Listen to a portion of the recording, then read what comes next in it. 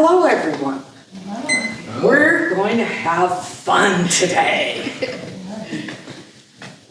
I hope to be a catalyst for you in learning something, how to do it, something that scientists didn't know anything about until 1982.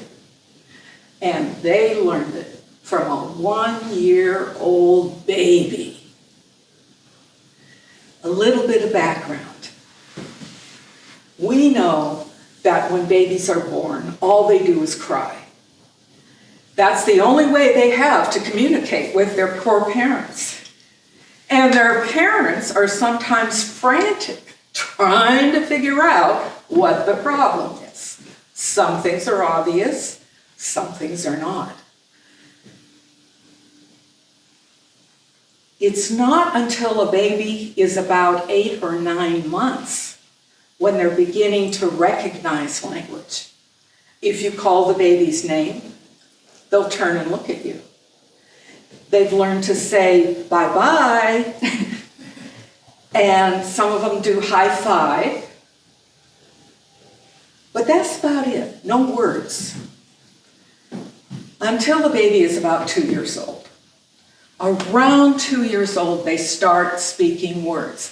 And it's because they haven't developed their vocal cords enough to speak words until that time. And then they take off from there. Something changed. Baby Kate changed something dramatically. This is the story. One day, baby Kate was in the garden with her mom, and they were walking around, and Mom Linda said, "See, pretty flower." And then she pointed to another flower, and each time she said, "See, pretty flower." Later that day, Linda noticed that baby Kate was walking all over the house, and wherever she saw a flower on a picture, she'd point to it and say, she saw the flower on her shirt, and she pointed to it, and she said, well, Linda, of course, thought that was really cute. So she wrote about it in her diary. 2 weeks later, baby Kate was playing with her grandfather, and he was playing the So Big game with her. He would say, "How big is the baby?" And then he'd say, "So big." And they did it over and over again, and Kate just loved it. And pretty soon, she was making that so big gesture right along with him. Later that night, Linda was reading a book to Kate, baby Kate, before she went to bed. And it was a book about mothers and baby animals. And baby Kate pointed to the mother hippopotamus, and she went. And that's when it clicked in Linda's mind. She recognized that baby Kate was talking to her, was telling her that hippopotamus was so big. Linda was really excited.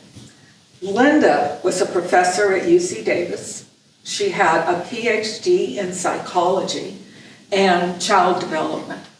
So she knew she was onto something, and she started researching right away.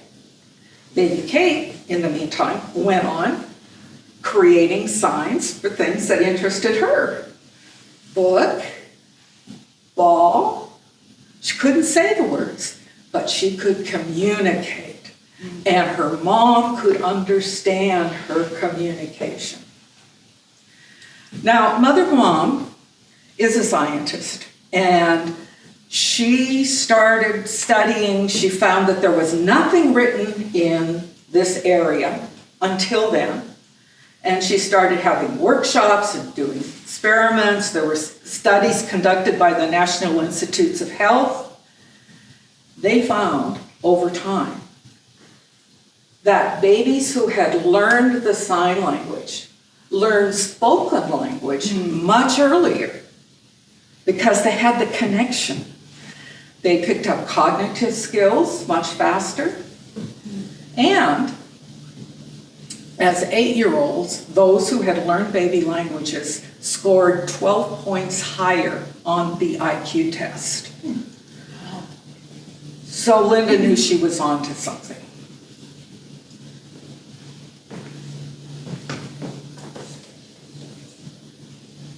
Two of my grandchildren learned baby signs. This is the one they use the most. This is milk, like you're squeezing the udder of a cow. They liked that, and so did their parents. We gave them this book, Baby Signs. And in it, it has about 35 signs that babies use. And there are also the American Sign Language for things that babies like. So you can learn it and teach it to your babies if you're around babies, as an uncle, aunt, mother. The scientists also learned that babies who had learned baby signs had more self-confidence. They were more relaxed. And the interactions between parents and babies was much better because there was understanding. Higher self-esteem for the parents and the babies. So today, I'm going to teach you how to do some baby signs. This is more, more, more, more. That's probably something a baby would use when they wanted to eat more. All done. All done. When they've had enough to eat, don't push any more food on me. I'm all done. So now you too can teach that sign to others, and milk, and whatever else. I strongly recommend, if you're around babies, to pick up this book. I'm going to pass it around. And now, there's no more. I am all done.